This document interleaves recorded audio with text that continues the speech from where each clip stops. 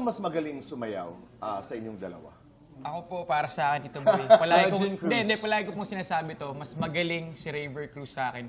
Ako po nagturo sa kanya sumayaw ng mga bata kami.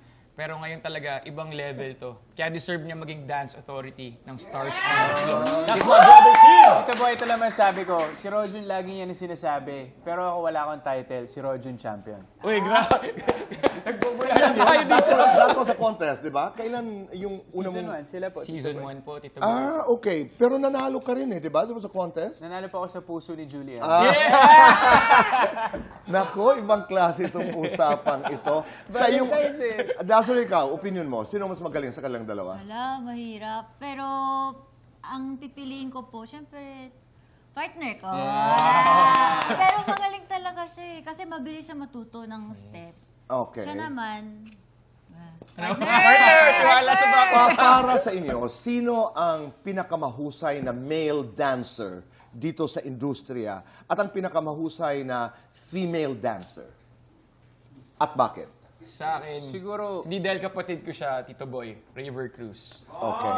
Raver Cruz. Okay. Ang babae? Sa babae, syempre, Dasuri Choi, partner ko yun. Lalayo pa ba tayo? Ay, syempre, yung Oo. wife ko din pala, napakagaling sumayaw. Del Medina. Magaling din sumayaw. Del. Okay. Raver, ikaw? syempre sa babae, Julian San Jose. Okay. Oo, kasi all around yun.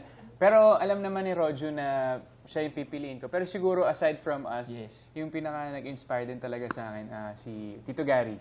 Valencia. Tito Gary. Sir Oo Gary. nga naman. Okay. Dasuri, ikaw? sa male dancer po, syempre, partner. Oo, okay. Sa female po naman si Ate Rochelle.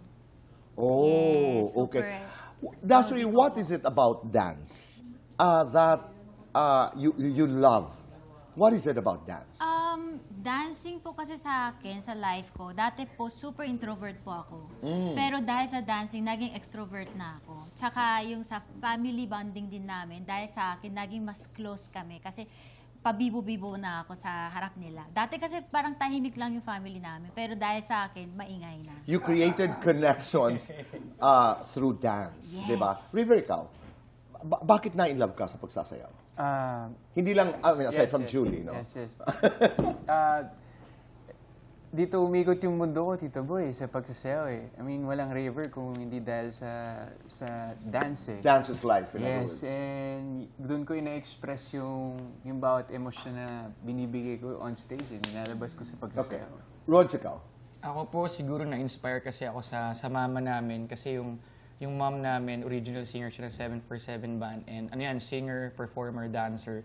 So tuwing nakikita ko yung mama ko sumayaw, yung joy niya, ganun pala yun kapag sumasayaw ka yung happiness mo, iba yung nagpo-perform ka sa stage, yung madaming tao, yung napapasaya mo. Okay.